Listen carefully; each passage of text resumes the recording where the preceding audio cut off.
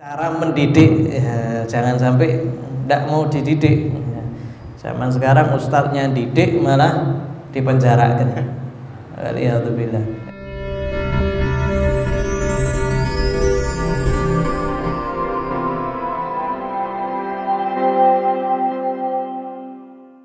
Alhamdulillah, kita lanjutkan kembali daripada pembacaan kitab Muhammad Al-Insanul Kamil karya Sayyid Muhammad bin Alwi Al-Maliki, sampai berkaitan tentang cara-cara Nabi Muhammad SAW di dalam mendidik atau menghukum. Ila an qala wa min turuqi sallallahu alaihi wasallam fi ta'dibi ad-darb faqad jallada man qatala indahu abdahu muta'ammidan wa jalada Mistah bin Utsatha wa man takallama fi qissatil ifk wa khabar dzalika masyhur. Nabi Muhammad SAW salah satu bentuk takdibnya atau mendidiknya itu dengan cara memukul ya. Jadi Nabi Muhammad SAW tiba ada yang membunuh budaknya ya secara sengaja, maka dicambuk oleh Nabi Muhammad SAW. Begitu juga Mistah yang mengatakan bahwasanya Siti Aisyah berbuat serong ya, setelah terbukti ternyata tidak, maka Nabi Muhammad SAW menyambuknya ya. Sehingga hati-hati kalau seandainya ada wanita solihah, jangan sampai kita tuduh dia berbuat yang tidak-tidak, karena itu nanti kita harus mendatangkan bukti. Kalau tidak bisa mendatangkan bukti, maka kita yang dicambuk. Begitu juga di kehidupan kita ya. Jangan sampai kita menuduh yang tidak-tidak sampai kita tahu buktinya ya. Terakhir yang lagi viral ini kasus apa yang lagi rame lagi, kasus apa, Jessica ya. Maka jangan sekali-sekali kita itsbat atau nafikan. Jangan mengatakan dia pembunuhnya atau mengatakan dia bukan pembunuhnya, tidak boleh ya, sampai sudah ada bukti. Jangan termakan omongan ya. Oh ini kayaknya gini, oh bapaknya yang membunuh, oh ini fulan yang membunuh, oh ini suaminya, oh itu suaminya. Nanti di hari kiamat perkataan kita yang kita tulis di media sosial bakal ditanya sama Allah Subhanahu wa taala, mana buktinya kamu mengatakan fulan yang membunuh? Mana buktinya kamu menuduh fulan ini yang membunuh? Mana buktinya? Sedangkan kita itu tidak bisa membuktikannya, waliyadzubillah. Maka hati-hati, jangan sampai kita mengitsbat sesuatu, memutuskan sesuatu kecuali kita tahu pasti. Kalau samar-samar, jangan itsbat, jangan nafi. Tidak mengitsbatkan, tidak mengatakan ya, juga tidak mengatakan tidak.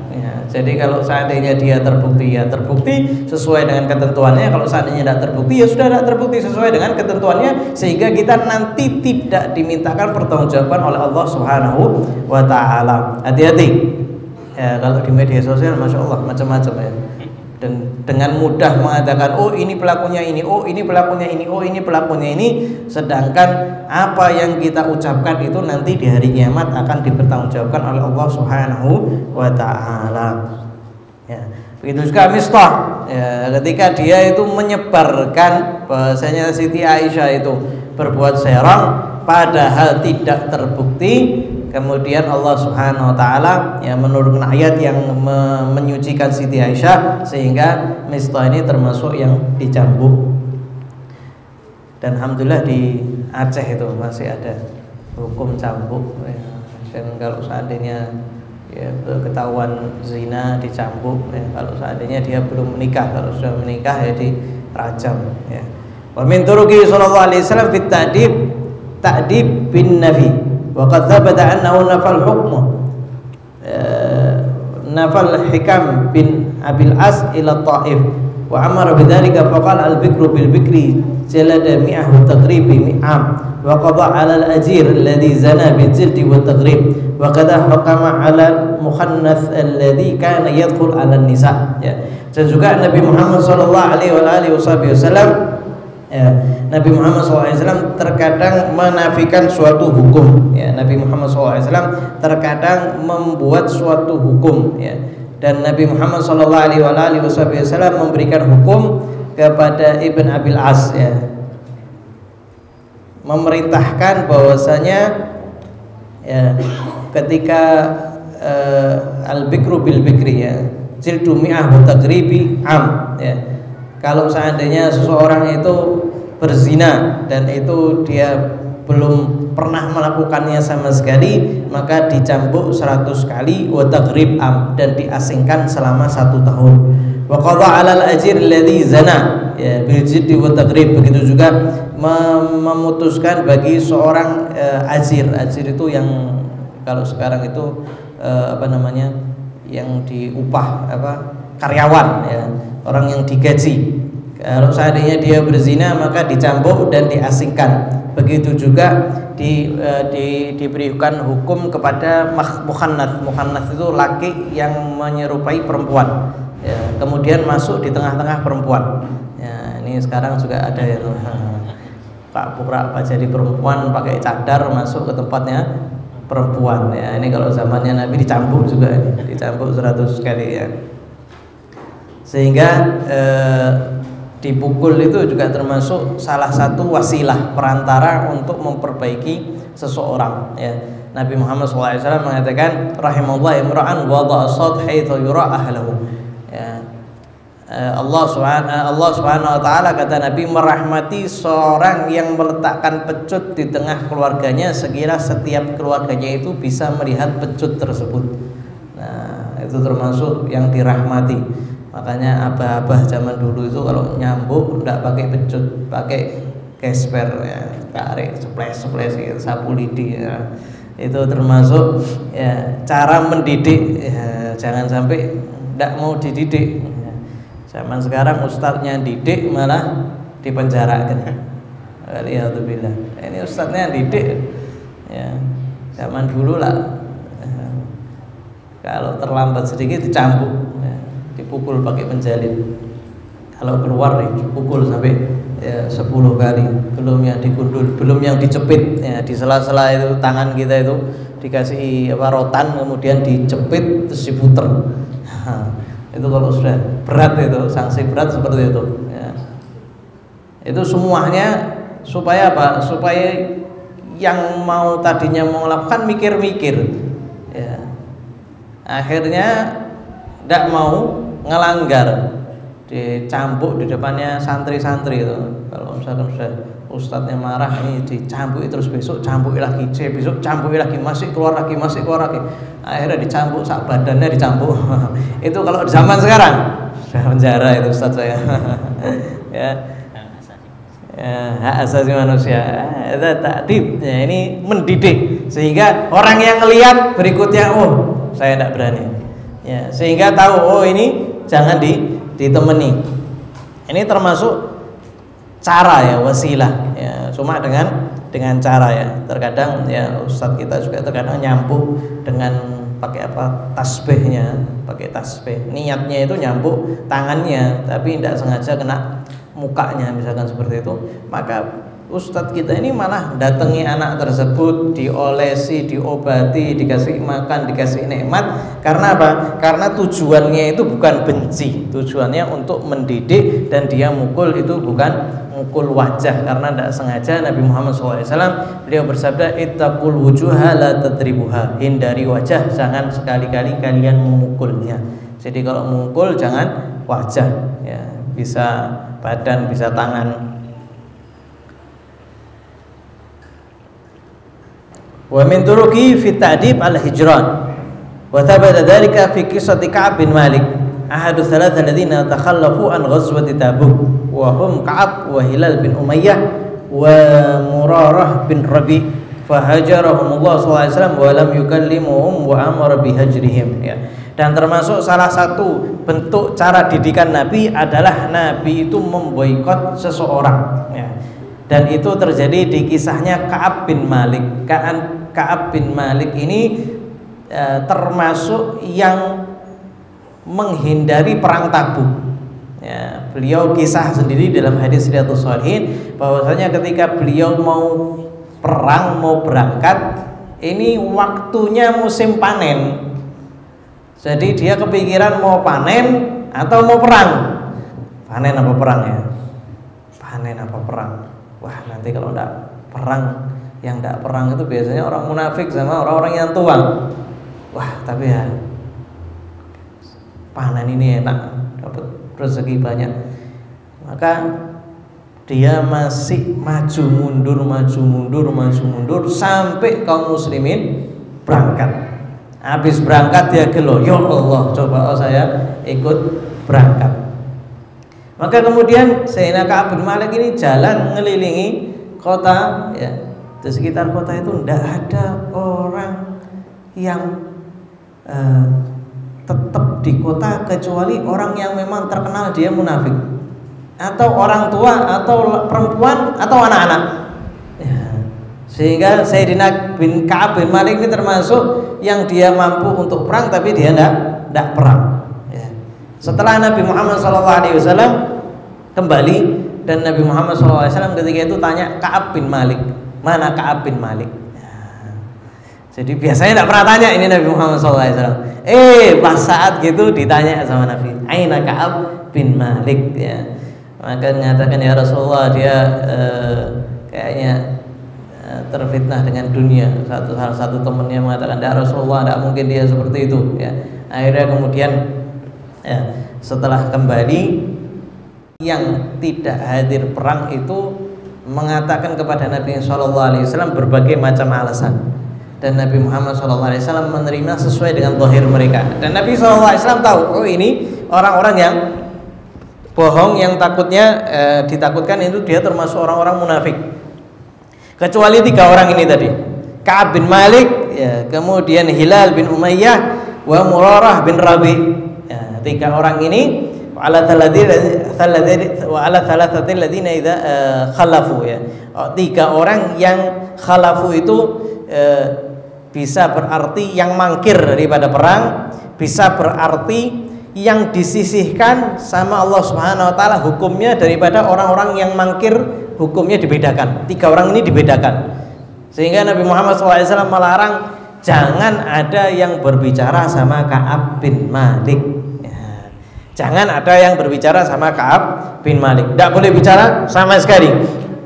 Bahkan terakhir sampai istrinya pun tidak boleh sama Ka'ab bin Malik. Disuruh ke rumah orang tuanya. Jadi tidak boleh ngurusi Sayyidina Ka'ab bin Malik, ya. Sehingga setiap orang tidak pernah bicara sama Ka'ab bin Malik. Waqad qasu min hijril Mustafa wa sabilahum ma akhbara anhu al-Quran. Sehingga boikotnya itu sampai sangat syadid, sangat kuat, sampai diceritakan di dalam Al-Quran, wa dhaqat 'alaihimul ardu bima rahabat wa dhaqat 'alaihim anfusuhum wa dhannu an la malja'a min Allah illa ilaih. Dan sempit bagi mereka bumi, ya, bima rahabat, padahal bumi itu luas luar biasa, akan tapi karena mereka semuanya memboikot, Sayyidina Ka'ab ini ngerasa sempit sekali. Wa dhaqat 'alaihim anfusuhum, dan jiwa-jiwa mereka itu sumpeknya luar biasa, dan mereka itu menyangka dengan pasti bahwasanya tidak ada tempat kembali minallah illa ilaih. Ya, tidak ada tempat kembali kecuali ya kembalinya kepada Allah Subhanahu wa taala. Kalau kita takut sesuatu, kita lari daripadanya. Kita takut singa, kita lari. Kita takut ular, kita lari dari luar. Tidak ada yang mendekat kecuali Allah Subhanahu wa taala. Setiap kita takut sama Allah, kita datang kepada Allah Subhanahu wa taala. Kenapa? Tidak ada tempat yang bisa menyelamatkan kita daripada Allah kecuali Allah Subhanahu wa taala. Tidak ada yang bisa menyelamatkan kita daripada murka Allah kecuali Allah Subhanahu wa taala. Ya. Sehingga beliau itu sampai diem, ya, lama sekali, tidak nafsu makan, tidak nafsu minum, ya. Sampai kemudian Allah Subhanahu wa taala telah menurunkan ampunannya. Ya, sampai 1 orang itu, ya, ketika Sayyidina Ka'ab sudah sumpek luar biasa, berada di seperti di tempat yang tinggi itu, dia diem duduk, ya. Kemudian datang, wahai Ka'ab bin Malik, sungguhnya yang kau nanti-nantikan telah datang.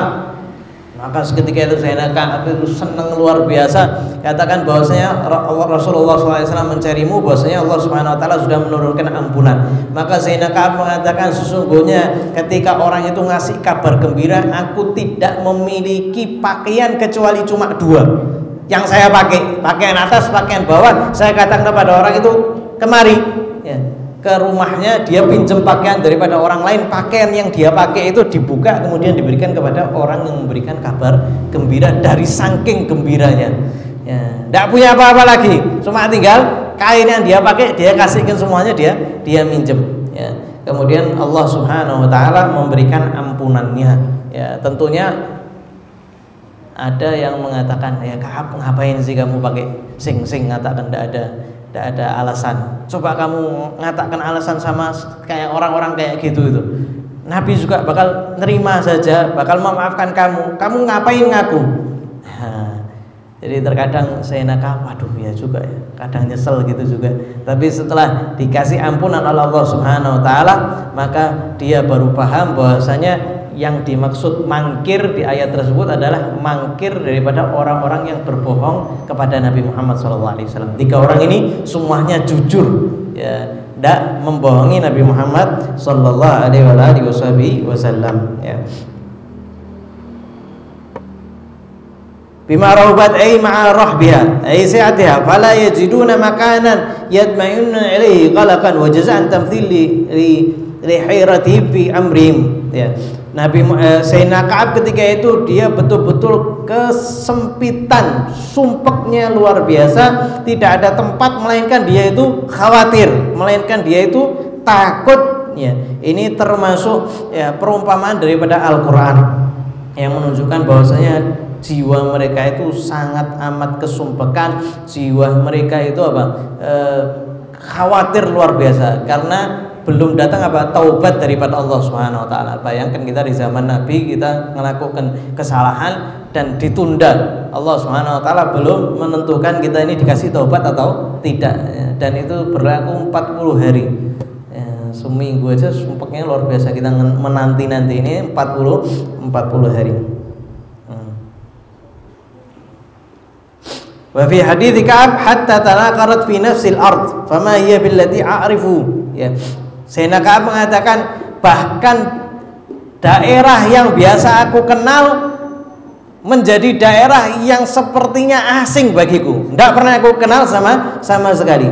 Wa tanaqarat lana al-hitan hatta ma hiya bil hitan alladhi ta'rifu, ya na'rifu. Ya, wa hadha yajidu al-hazin wal mahmum fi kulli syai'. Ya. Bahkan tembok-tembok yang biasa aku kenal seakan-akan asing bagiku. Ya. Dan kata Syed Muhammad bin Ali Al-Maliki, ini disebabkan kalau seandainya orang itu sangat amat sedih, maka dia akan sampai seperti itu. Ya. Bahkan mereka itu atau Sayyidina Ka'ab itu ketika itu sangat amat ketakutan yang luar biasa. Tapi alhamdulillah beliau dikasih taubat oleh Allah Subhanahu Wa Taala. Ini termasuk yang perlu kita perhatikan, ya. Jangan sampai ya lisan kita itu mudah untuk menuduh seseorang, jangan sampai kemudian kita itu suudzon kepada Allah Subhanahu Wa Taala, ya. Dan hendaknya kita itu jujur di setiap keadaan kita, ya. Kalau seandainya kita yang penting selamat aja, ya, seperti ya, Sayyidina teman-temannya Sayyidina Ka'ab yang bohong di depan Nabi Muhammad SAW, maka sejatinya dia sedang membohongi diri mereka sendiri. Ujungnya apa?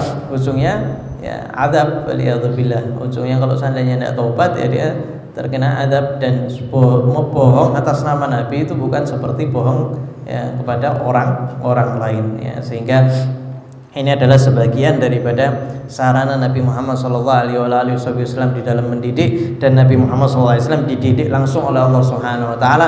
Rasulullah SAW bersabda, "Adabani Rabbi fa ahsana ta'dibi." Sesungguhnya aku diadab oleh Allah Subhanahu Wa Taala, yang mana Allah Subhanahu Wa Taala memberikan ta'dib yang paling terbaik. Ya.